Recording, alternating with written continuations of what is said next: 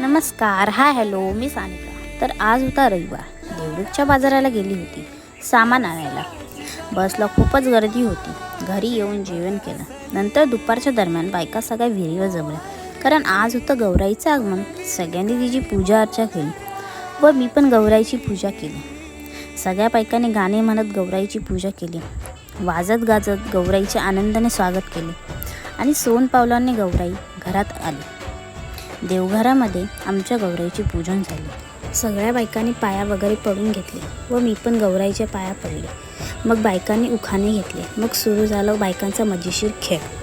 सगळ्या बायकांमध्ये खूप आनंदाचे वातावरण होते.